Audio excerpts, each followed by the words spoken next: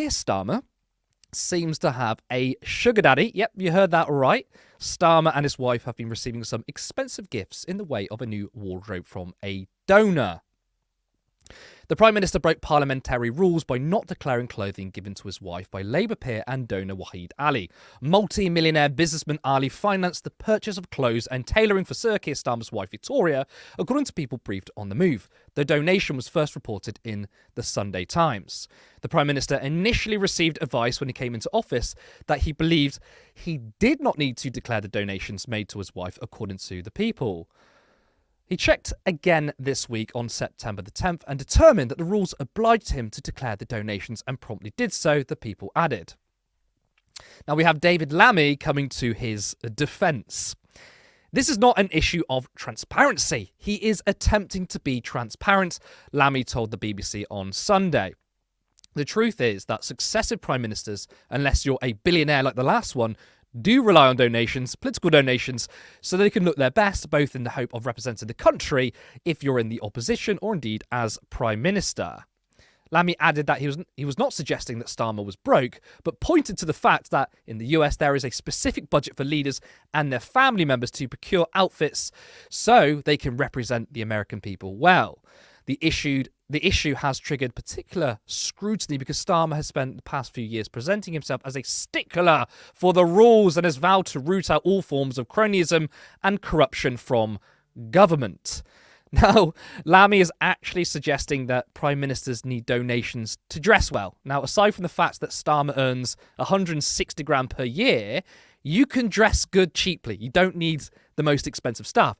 And what makes me laugh is that despite Starmer earning a hell of a lot of money, is he being tight and not buying his wife any clothes? I mean, look, if I was on that wage, I'd pay for most things. I mean, I'd buy my partner loads of stuff. Maybe Tight Starmer is the new nickname. But this is a pattern, and it's not the first time that Starmer has happily taken freebies. In fact, Starmer has accepted more gifts compared to every single Labour leader since 1997 combined. The freebies have included 11 football match tickets, concert tickets, luxury hotels with some stays that include infinity pools within them. He also received tickets to the British Kebab Awards, in which this is one example of, in my opinion, a return on an investment. Just Eat handed Starmer 2 sets of tickets in 2021 to the British Kebab Awards and the Taste of London events, both of which he gave to staff in his office.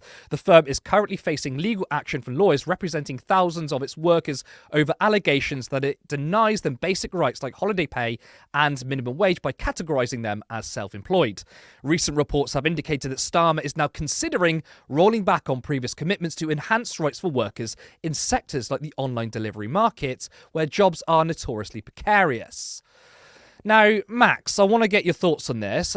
First off, Starmer has talked about transparency and corruption. He used this to attack the Conservatives, but he failed to declare expensive clothing from a Labour donor. And I've also just had a word from my producer that Starmer is not going to be investigated by the parliamentary standards for his late declaration. So I want to ask, what do you make of it? Look, we've been always criticising the Conservatives for taking money from donors. You know, Boris Johnson getting wallpaper, a very expensive wallpaper put up, you know, thanks to donors. And I think the optics here are really bad. You know, Starmer has said that he wants to clean up politics. He wants to be different. He talked about running on change. And look, we're not talking about a huge amount of money here, but we're talking about the principle. The principle should be, look, we're not going to take money from donors. We're not going to use donors' money to buy expensive clothes, either for the Prime Minister or for his wife. Look, I think the optics are really bad. Now, I keep coming back to this point, whether it's a very important issue for the public. Generally, people are not really talking about it, but I think if you want to set a standard, you have to lead from the front, and you have to be clear about what you want to achieve, and you have to be different to what came before. So if he wants to say, look, what the Tories were doing was wrong, then he can come along and do something pretty much the same himself. I was thinking about this during the day, and I was thinking, why can't, look, as you pointed out in your piece, Starmer is not poor. He's earning a significant amount of money, and if we add his wife's salary to that, it's over £200,000 a year. So he can afford a suit. But I was looking into this when it came to MPs' expenses, and MPs can't actually claim a suit on expenses. They claim pens, they can claim stationery, claim all sorts of things, but clothing they can't. And I was thinking, well, what was going through Starmer's mind when he was taking these things? Did he not think, okay, this is actually going to look pretty bad?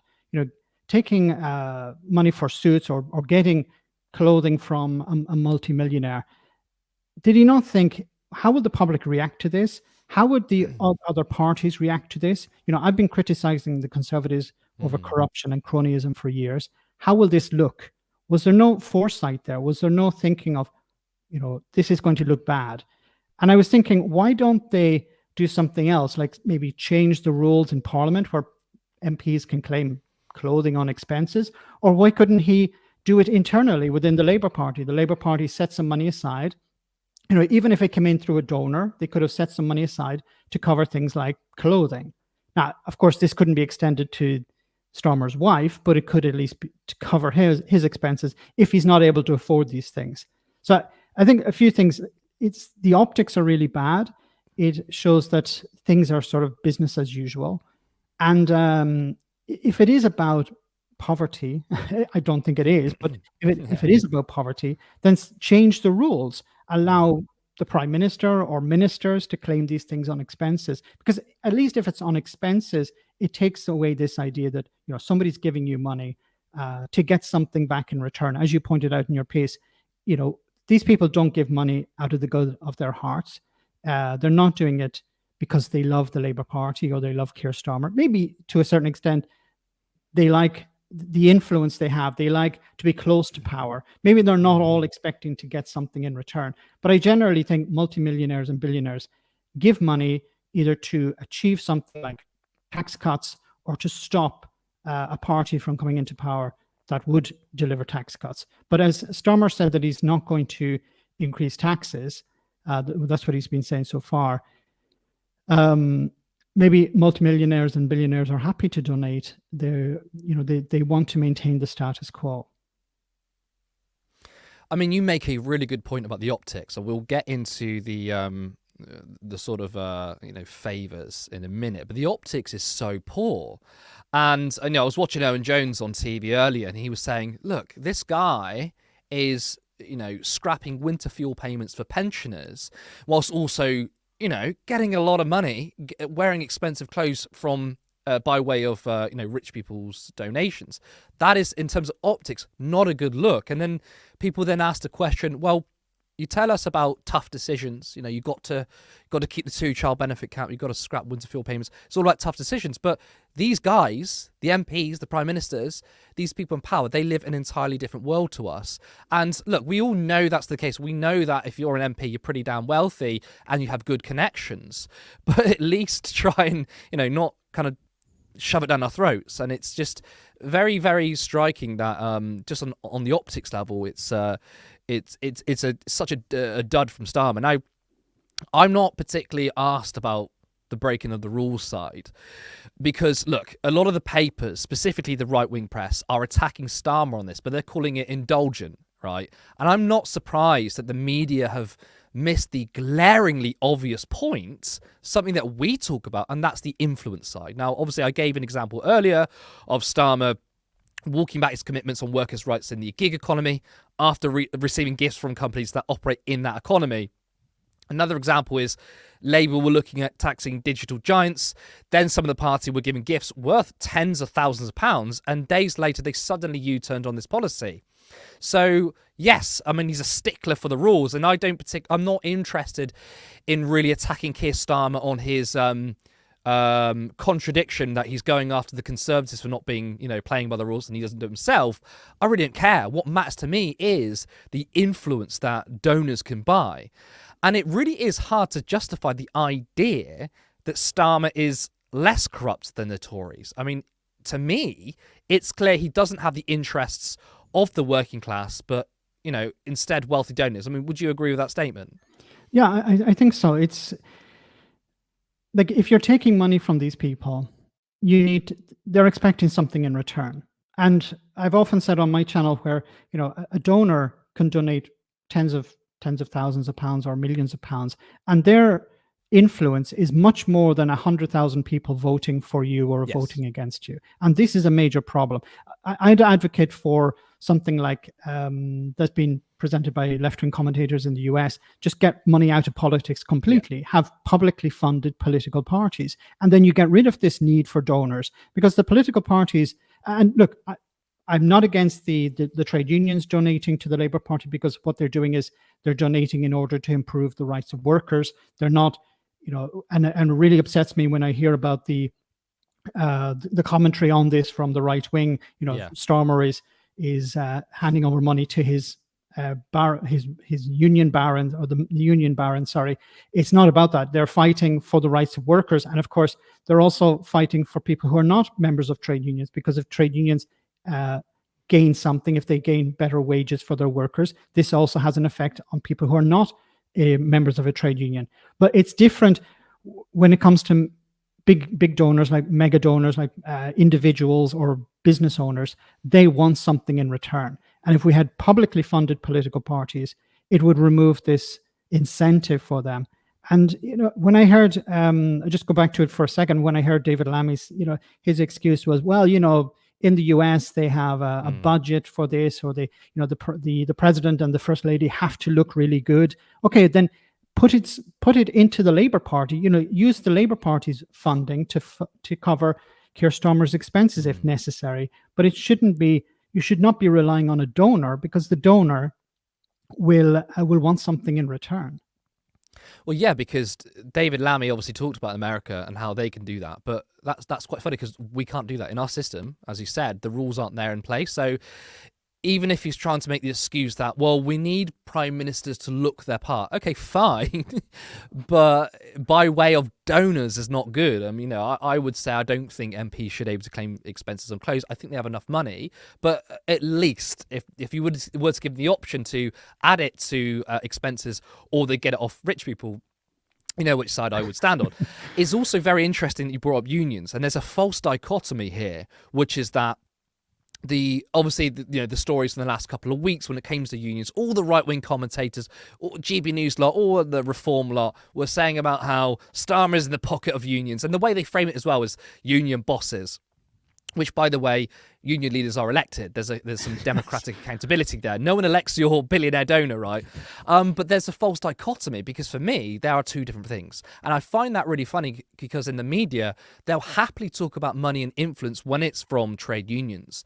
But when it's from wealthy donors, the best you'll get is, it's indulgent. It's showing off. Well, if you're going to be consistent, why don't you think that's cash for access or favours as well? And it's funny how they do that. But for me, these two things aren't the same thing, because as you correctly pointed out, one side is an organisation where they elect the people, they elect the leaders, and they represent workers on the ground who have little to no power. That's entirely different to a handful of billionaires or multi-millionaires just giving money to the Prime Minister. Now, some people might think, well, it's the same, right? It's money going one way and the other way. Surely we should treat this evenly. I would say I don't think so, because again, like, a multi-millionaire or billionaire can pick up the phone and speak to Keir Starmer, but your average worker can't. So I think there's an inherent power imbalance there. So I think allowing trade unions to give money to political parties just rebalances that. But that's a very good point. Yeah, and it's also the case that the trade unions are not really getting something from the government. If they're trying to lobby the government, they're getting something for their members, the workers. Yeah, absolutely. So it's not like, a multimillionaire is calling up Keir Starmer or the Prime Minister or whoever and saying, look, there's this tax cut I'd really like to go through. I've sent you, an extra £500,000 in the post. Can you make sure it gets, because it benefits them directly, while the trade unions are representing somebody and they are benefiting from it. Like, I know Mick Lynch isn't his organization isn't affiliated with the Labour Party, but Mick Lynch doesn't benefit if the government introduced better legislation. And it's not just about money; it's also about working conditions. It's about rights for workers. And as you pointed out, there's a real concern that there's a backtrack on protections for workers, especially those who are the most vulnerable. Because while somebody may be a member of a trade union, they're struggling like everyone else to pay the bills and feed their family. There are another section of society who are not protected by many. They're not part of a trade union, so they don't have those protections. I'm talking about people on 0-hour contracts and people in the gig economy who have pretty much no protections, and they have no power. So it's, while who's speaking to the government on their behalf, in a sense, it's the owners of these companies, the Amazons, the delivery companies, the Ubers of this world. They're the ones who have the ear of the Prime Minister, and they're not doing it on behalf of their workers, they're doing it on behalf of their shareholders. Patreon.com/turnleftmedia. Support independent media. Support social justice that's there on social media. Thank you, Turn Left.